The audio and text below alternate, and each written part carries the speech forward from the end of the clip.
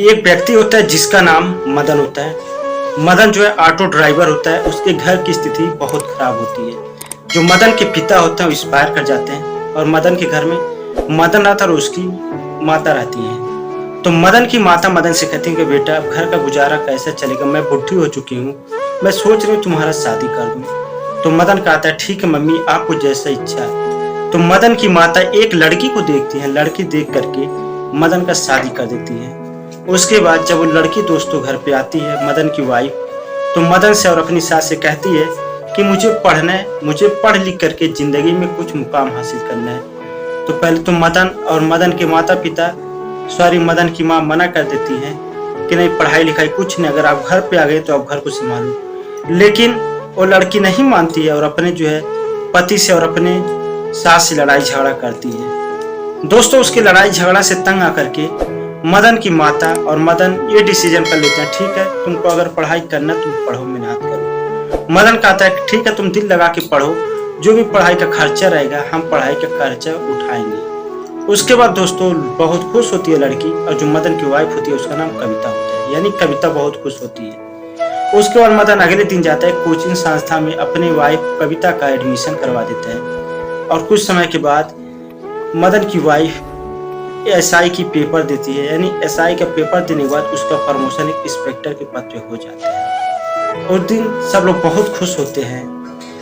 तो इधर एक दिन होता क्या दोस्तों, मदन का ऑटो कुछ पुलिस वाले पकड़ लेते हैं और मदन से कहते हैं कि तुम्हारा ऑटो सीज किया जाएगा तो तुम जुर्माना दो। मदन कहता है किस जुर्म में? तो पुलिस वाले कहते हैं ज्यादा सवाल जवाब करोगे तो तुम्हारा ऑटो भी जाएगा, तुम भी जेल में जाओगे।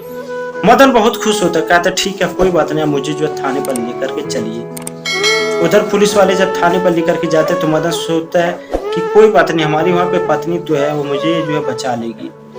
शायद वो आगे पुलिस वालों से पूछे कि तुमने किस जुर्म में गिरफ्तार किया।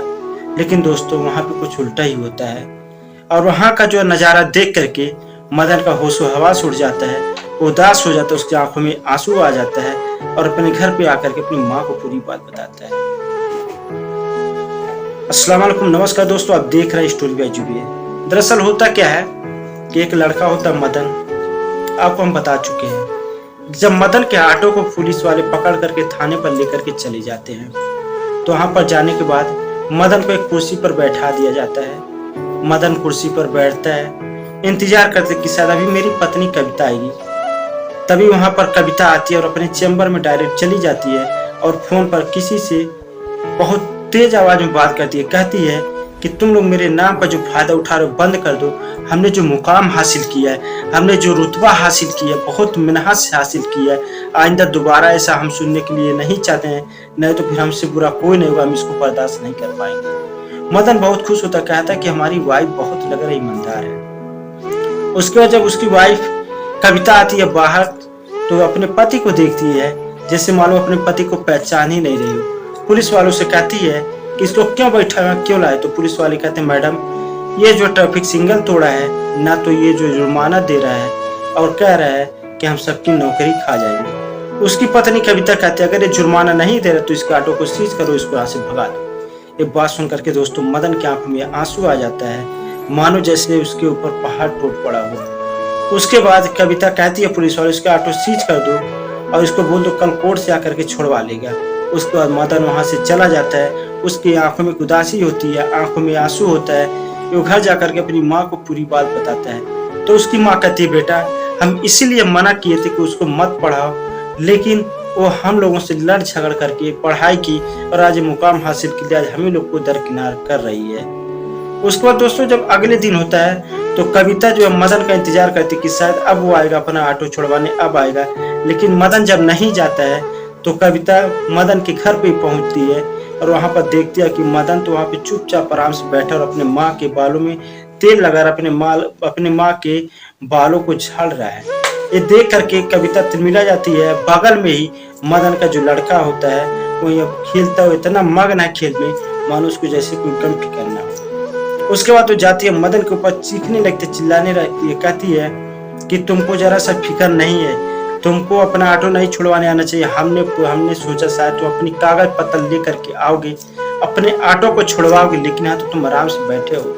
तो मदन वहां पे कहता है कि तुमको इससे क्या मतलब है, अगर तुमको फिक्र होता मेरा तो तुम मेरे ऑटो को वहाँ पे सीज नहीं कर पाते। तो वहाँ पे कविता कहती है तुम जैसे जाहिल गंवार क्या जाने कि ड्यूटी क्या होती है, हम तो अपने ड्यूटी निभा रहे थे। और रही बात तुमको हमारे बच्चों को संभालने की औकात नहीं, हैसियत नहीं है, तो तुम लोग बच्चों क्यों रखो? अगर मेरे बच्चों को कुछ हो जाता है तो मेरे बच्चे का हिसाब किताब कौन देता है? अपने बच्चे को लेकर के कविता रूम में तेजी चली जाती है दोस्तों। वहां पर जाने पर अपने बच्चों का, अपने बच्चे का सब किताब कापी यानी कपड़ा वगैरह सब पैक करके वहां से चली जाती है। कहती है कि आज कल मेरा बच्चा यहाँ नहीं रहेगा, हमारे पास रहेगा। उसके बाद कविता अपने बच्चे को लेकर के चली जाती है अपने घर पे, यानी इसका जो सरकारी क्वार्टर होता है। एक बच्चा रोता कहता कि हम वहाँ नहीं जाएंगे, अपनी दादी के अपने पापा के पास रहेंगे। लेकिन कविता दोस्तों अपनी वर्दी के नशे में इस तरह चूर होती है कि उसको कोई नहीं समझ में आता कि मेरा कौन है। जब ये बात कविता के माता पिता को पता चलता है तो अपनी बेटी को लोग समझाते हैं, लेकिन कविता वर्दी के नशे में अपने माता पिता को भी बुरा भला कह देती है और उसी दिन से उसके माता पिता बात करना बंद कर देते हैं। यानी कविता को जो भी समझाता था, कविता उन लोगों से इस तरह से बात करती थी मानो जैसे कहीं कि कोई तोप हो और सबसे दूर होते हुए चली जाती थी। एक दिन होता क्या, कविता अपने जो नौकरानी को भेजी थी सब्जी लाने के लिए मार्केट में, और कविता की नौकरानी कविता के बेटे को भी लेकर के मार्केट गई थी। और उसी दिन उसकी सास भी आई थी मार्केट में सब्जी लेने के लिए, यानी मदन की माँ।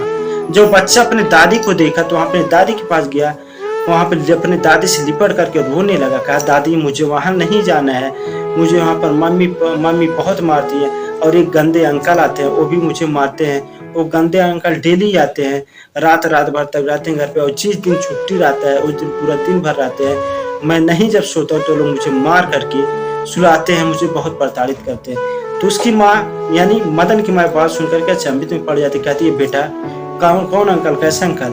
वो कहता है कि दादी वो बहुत गंदे अंकल हैं, बहुत गलत मम्मी के साथ कहते हैं। बात सुनकर के मदन की माँ परेशान हो जाती है कि मेरी बहू ऐसा कैसे कर सकती है। तभी नौकरानी खोजते हुए आ जाती है, उस मदन के बेटे को लेकर के जाने लगती है। तो उसकी दादी कहती है इस मेरे पोते को दे दो। कहती है कि माँ मुझे माफ करना, मैं आपके पोते को नहीं दे सकता हूँ, दे सकती हूँ क्योंकि मैं नौकरी करते हुए दे दी तो मेरे ऊपर केस हो जाएगा। दोस्तों उस बच्चे को लेकर के वो नौकरानी चली जाती है। इधर मदन आता है। मदन जब अपने घर पे आता है उसकी माँ मदन को पूरी बात बता देती है।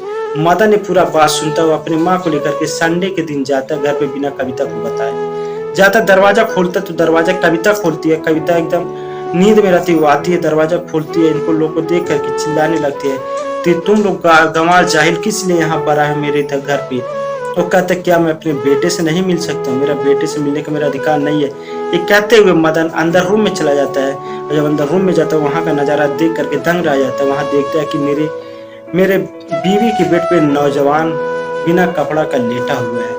ये देख करके मदन को गुस्सा जाता है, कविता को जोरदार थप्पड़ मारता है। तभी वो लड़का जो नौजवान बेड पे सोए रहता है उठ जाता है। कविता से कहता है ये कौन बदतमीज जाहिल है जो तुमको थप्पड़ मारा? तो कविता कहती है ये तो मेरा निकम्मा पति है, गंवार यही मेरा पति है जो दिन भर हमेशा जो है घर पे रहता है, ऑटो चलाता है। तभी दोस्तों मदन को और गुस्सा आने लगता है, उसका पूरा शरीर थर-थर कांपने लगता है, लेकिन उसकी माँ उसको कंट्रोल करती है और वहाँ से अपने बेटे को लेकर के मदन आने लगता है। तो कविता तभी कहती है कि यहाँ पर देखो एक पेपर, इस पे भी साइन कर दो, हमने पहले तैयारी बना करके रखा है तलाक का। बिना दोस्तों मदन को सोचे समझे उस पर सिग्नेचर कर देता है और अपने बेटे को लेकर के वहाँ से चला जाता है घर पे। जब मदन की माँ और अपने बच्चों को, अपने पोते को लेकर के घर पर जाते तो बक्सा खोलते तो बक्सा में एक कागज निकलता है। उसमें कागज देख करके सब लोग दंग रहते हैं। उस कागज में लगभग करोड़ों की जमीन होती है। उस जमीन को बेच करके मदन उस जमीन को बेच देता है, करोड़ों रुपया मदन के पास हो जाता है। मदन पढ़ने में ठीक ठाक अच्छा लड़का था, लेकिन अपने पत्नी का सपना पूरा करने के चक्कर में अपनी पढ़ाई को भूल जाता है। उसके बाद मदन पढ़ाई में लग जाता है और उसकी माँ घर पे ही कुछ काम पापड़ वगैरह बनाने काम धाम करने लगती है। अच्छा खासा बिजनेस चल जाता है। इधर मदन मेहनत से पढ़ाई करता है और 5 साल के बाद IPS अफसर बन करके आता है। मदन उसी एरिया में पोस्टिंग अपना लेता है जिस एरिया में उसकी बीवी का पोस्टिंग होता है। और जिस दिन मदन की वेलकम होना होता है, स्वागत होना होता है, उस दिन सभी पुलिस वालों को बुलाया जाता है। तो वहाँ पे कविता को बुलाया जाता है स्टेज पर 2 शब्द कहने के लिए। लेकिन जब वहाँ पर कविता देखती है, कविता जैसे जाती है वहाँ पर बेहोश हो जाती है, एकदम पतली सी हो जाती है। तो वहाँ पे उसको तुरंत हॉस्पिटल लेकर के लोग चले जाते हैं। तो जो मदन होता है, जो एसपी बन चुका था, उसको समझ में आता है कि भला इंस्पेक्टर इतना कमज़ोर कैसे हो सकता है, इसके अंदर कहीं न कहीं बहुत बड़ा राज छुपा हुआ है। उस रात को जानने के लिए वो जो है अपने पुलिस वालों को लगा देता है। इधर जो मदन की वाइफ कविता मदन से मिलने की कोशिश करती है, लेकिन वो एक दिन मुलाकात हो ही जाता है और मदन को पूरी बात बताता है। मदन कहता है, कविता तुमने जिस तरह वर्जी के नशे में ये काम किया, तुमको सजा मिल ही रहा है।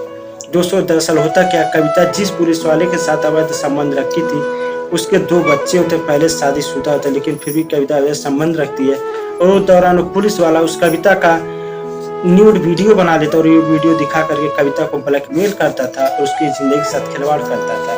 बाद में कविता को एहसास हुआ, हमने बहुत बड़ी गलती की। उसके बाद मदन कहता है, ठीक है कोई बात नहीं, इसका जांच करवाएंगे। उसके बाद दोस्तों मदन जांच पड़ताल करवाते बाद सच में आता है और जो पुलिस वाला था उसको सस्पेंड करा करके मदन जेल भिजवा देता है। कविता उससे माफी मांगने लगती है तो मदन कहता है, माफ करना, अब हम तुम्हारे साथ जिंदगी नहीं गुजार सकते हैं, कर तुम मेरे साथ फिर ऐसी घटना कर सकती हो। तो दोस्तों ये जो मेरा कहानी सुनाने का उद्देश्य था, आप सबको जागरूक करना मेरा उद्देश्य था।